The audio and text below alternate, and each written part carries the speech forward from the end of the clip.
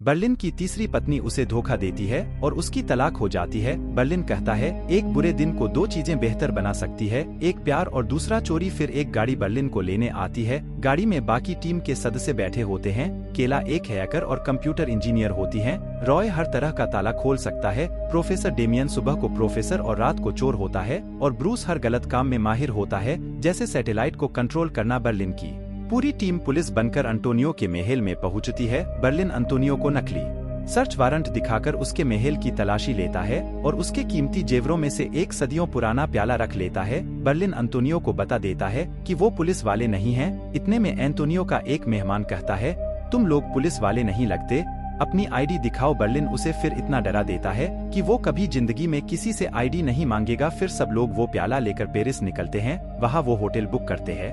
फिर बर्लिन सबको कैमरून से मिलवाता है, जो मेंटल हॉस्पिटल से आई होती है। प्रोफेसर और बर्लिन मिलकर सबको अपना प्लान समझाते वो उस प्याले को केमिकल में डालते हैं, जिससे वो प्याला पुराना लगता है। ये लोग उस प्याले की मदद से अरबों रुपए की हेस्ट करने वाले हैं। अगले दिन बर्लिन अपनी पूरी टीम को लेकर चर्च जाता है। वहाँ पर फादर से कहता है, हमें शक है चर्च के नीचे खजाना दफन है। फादर ये सुनकर बहुत खुश हो जाता है और पूरी टीम को खुदाई की इजाजत दे देता है। असल में ये सुरंग एक कब्रिस्तान से होकर नीलामी घर तक जाती है, जहाँ पर कीमती जेवर मौजूद है। सब लोग चर्च से वापस होटल आ जाते हैं। बर्लिन सबको बताता है कि सामने वाले घर उस नीलामी घर के डायरेक्टर का है और सिर्फ वही जानता है कि जेवर कब आएंगे, इसलिए हमने उस पर नजर रखनी होगी। जैसे ही डायरेक्टर और उसकी वाइफ घर से बाहर जाते हैं, रोई कैमरून और केला लॉक खोलकर उनके घर घुस जाते हैं और वहां सीक्रेट कैमरा लगा देते हैं। बर्लिन को डायरेक्टर की वाइफ पहली नजर में पसंद आ जाती है और वो उसका पीछा करने लगता है। बर्लिन को प्यार में धोखा मिला था, लेकिन फिर भी वह कामेल को पसंद करने लगा था। अगले दिन वह सब लोग फादर को उल्लू बनाते हैं,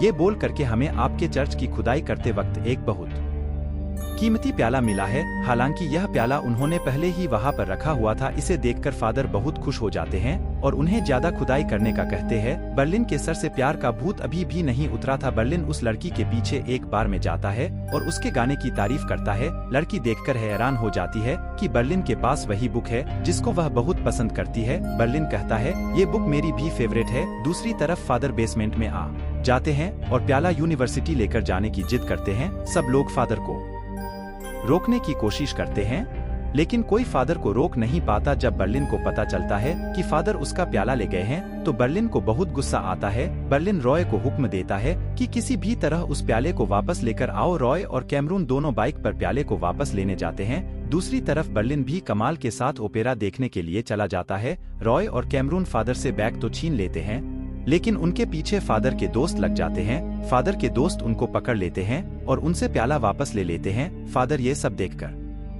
डर जाता है और सुबह प्याला प्रोफेसर को वापस कर देता है। बर्लिन और कैमल की अब दोस्ती हो गई थी। बर्लिन बहुत खुश था। कमाल बर्लिन से उसके रूम में मिलने आती है, लेकिन बर्लिन बहाना लगा लेता है, वरना वह पकड़ा जाना था। फिर बर्लिन उसे सॉरी बोलाने जाता है और उनका रिलेशनशिप शुरू हो जाता है। अब टीम को भी वह जगह मिल गई थी जहां तक उन्होंने खुदाई करनी थी। वह लोहे की दीवार को तोड़ते हैं और ब्लॉक्स को हटा देते हैं। ये लोग कार का इस्तेमाल करते हैं ताकि ब्लॉक्स को बार बार हटाकर वापस अंदर लगाया जा सके। बर्लिन बताता है कि नीलामी घर में 2 गार्ड है जो हर वक्त घर पर नजर रखते हैं। गार्ड्स को पे खाना बहुत पसंद था, इसलिए ठंडा जैसा लेकर जाता है और गार्ड्स को गुस्सा दिलाता है। गार्ड दूसरे गार्ड को बुला लेता है।